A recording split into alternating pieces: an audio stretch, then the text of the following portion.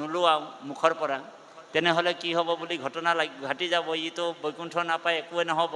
যিহেতু তেওঁলোকৰ পৰিয়াল কোনোবা এজন ঈশ্বৰৰ ভকত, বোলে যেতিয়া আবেদনখন আমাক দিছে, ইয়াক এবাৰ হ'লেও ৰাম বুলি কোৱাম, কৃষ্ণ বুলি কোৱাম বুলি তেওঁলোকক চাৰিজন ভকতে আহি ধৰিল নহয় তেওঁক। তাৰপিছত তেওঁক কৈছে, এবাৰ তই ৰাম বুলি কচোন। তেওঁ আকৌ ৰাম বুলি নকয় নহয়, এনেকৈ কৰি মূৰটো হিলাই দিয়ে। তাৰপিছত ভকতসকলে কৈছে, তই ৰাম ক'বই লাগিব। বোলে ৰাম মানে ৰাম নামটো তেওঁৰ মুখত কেনেকৈ আহিব?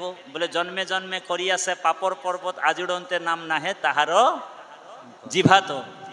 যোনে জন্মে জন্মে আৰাধিছে যিটো মহাহৰি, তাহাৰো জিভাত নাম আহে হৰি, তেওঁৰ নাম মুখত আহিব।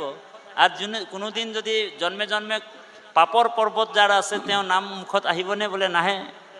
ভকতসকলৰ এটা জিদ যে ইয়াক আমি নাম লোৱাবই লোৱাম। ভকতসকলে কৈছে যে তই এবাৰ নাম ল'ব লাগিব, নহ'লে তোৰ খানা পিনা বন্ধ। তো চিন্তাত পৰি গ'ল, এবাৰতো ৰাম বুলি ক'বই লাগিব যেনে তেনে, তেতিয়াই হৰি ৰাম কৰিব পাম, খাবলৈ পাম।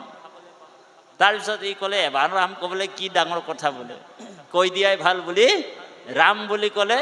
সেই ৰাতিটোৱে তেওঁ হৰি মৰি থাকিল মানুহ।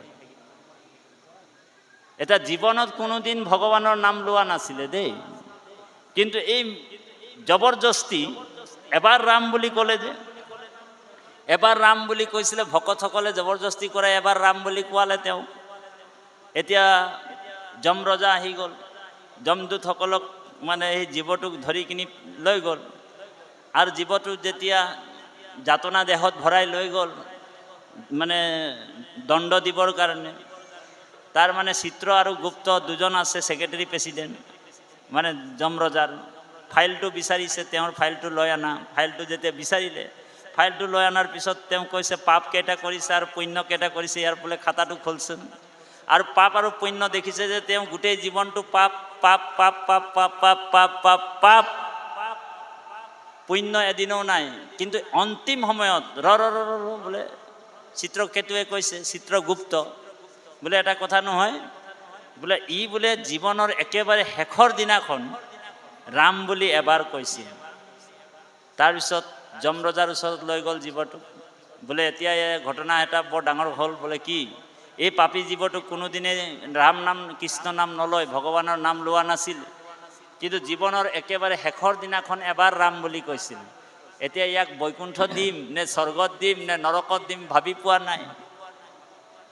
বুজি পাইছে নে? জীৱনত এবাৰ ৰাম কৈছে। এতিয়া আমাৰ নিচিনাটো নহয়, বোলে তেওঁতো ৰাম নাম লৈ আছে, কৃষ্ণ